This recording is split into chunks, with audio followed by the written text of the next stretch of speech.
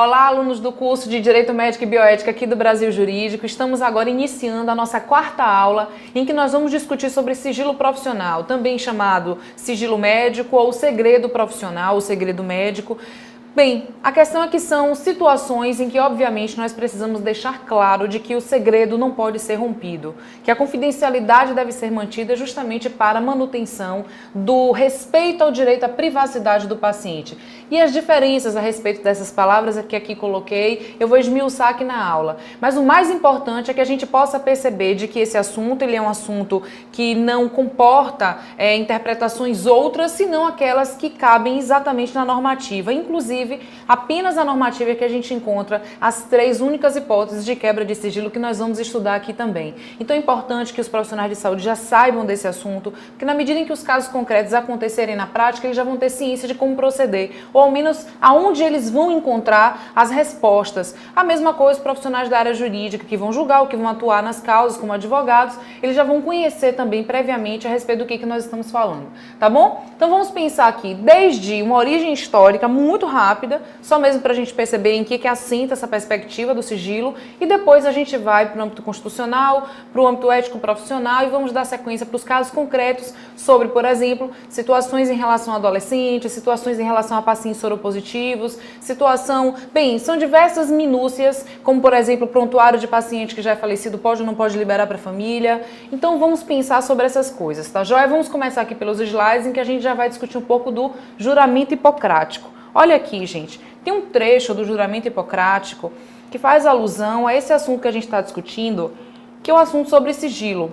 Então, aquilo que no exercício ou fora do exercício da profissão e no convívio da sociedade eu tiver visto e ouvido, que não seja preciso divulgar, eu conservarei inteiramente secreto. Essa frase, ela já nos mostra a possível exceção, ou seja, que não seja preciso divulgar.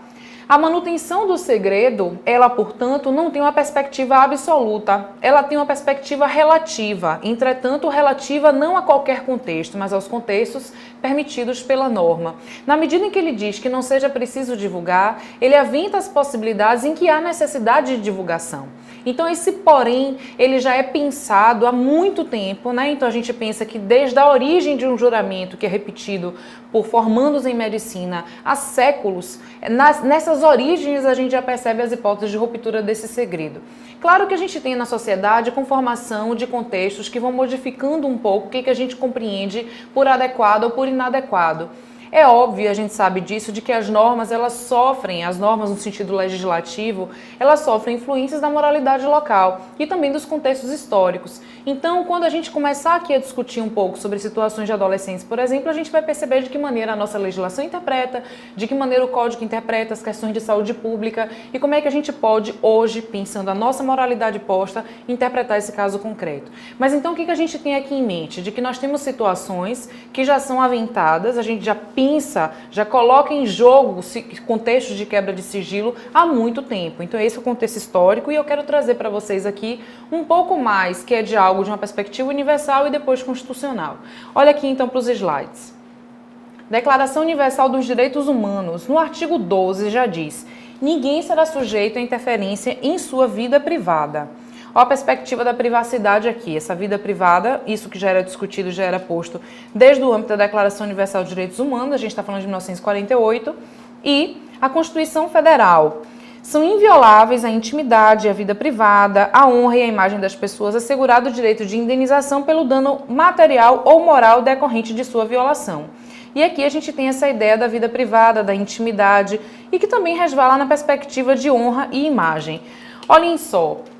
Obviamente, nós temos aqui direitos esses que neste binômio normativo já ensejam uma ideia de deveres que devem ser cumpridos por terceiros para a realização ou manutenção do meu direito prévio. Então, se eu tenho o meu direito à privacidade, automaticamente é gerado um dever a outra pessoa que é de não romper este meu direito anterior. É claro que eu já disse para vocês, não é algo absoluto, é algo que pode ser relativizado em determinadas situações concretas e com fundamentos, por exemplo, em questões de saúde pública. Mas vamos pensar aqui de que se nós temos aqui um direito que pode ser descumprido e se descumprido de maneira ilícita, ensejará um dever de indenizar. a depender do dano que ele provoque, se vai ser um dano material, se vai ser um dano moral. Mas é importante que a gente perceba de que o que está incluído nessa perspectiva. Nós vamos então fazer algo que acontece em decorrência. A honra, a privacidade e a imagem, todos esses assuntos podem ser discutidos numa mesma conduta, podem ser vistos. Então, à medida em que um médico, por exemplo, tira uma fotografia de um paciente e posta nas redes sociais, essa fotografia que ele posta vai ter rompido, portanto, a privacidade do paciente, que gostaria, talvez, de que não fosse mencionado o fato de que está fazendo aquele tratamento.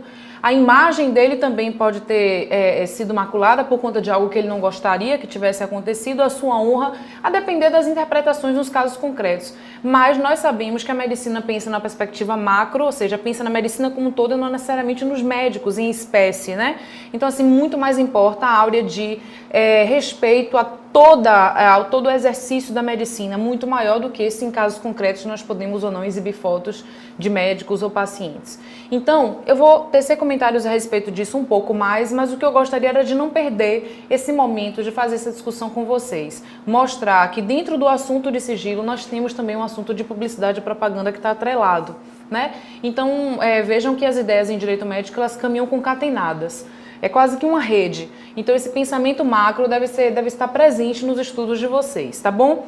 Vamos aqui um pouco mais para essa ideia, para a gente perceber de que esse direito à vida privada vai respeitar, portanto, o direito à intimidade e o direito ao segredo. Então, todo esse assunto de respeito ao que a gente está estudando, e a gente já viu, portanto, que a gente pode trabalhar no sentido do juramento hipocrático, a gente pode trabalhar no sentido dos direitos humanos, da Carta Constitucional, e a gente vai mergulhar um pouco mais aqui em outra declaração que a gente já conhece. Olha aqui a Declaração Universal sobre Bioética e Direitos Humanos, que também traz esse assunto. Então, olha, no artigo 9... privacidade e confidencialidade. A privacidade dos indivíduos envolvidos e a confidencialidade, a gente vai ver a diferença entre essas duas palavras. Privacidade e confidencialidade, suas informações devem ser respeitadas. Com esforço máximo possível de proteção, tais informações não devem ser usadas ou reveladas para outros propósitos que não aqueles para os quais foram coletadas ou consentidas, em consonância com o direito internacional, em particular com a legislação internacional sobre direitos humanos. Olhem só. A privacidade é o direito humano a ser preservado.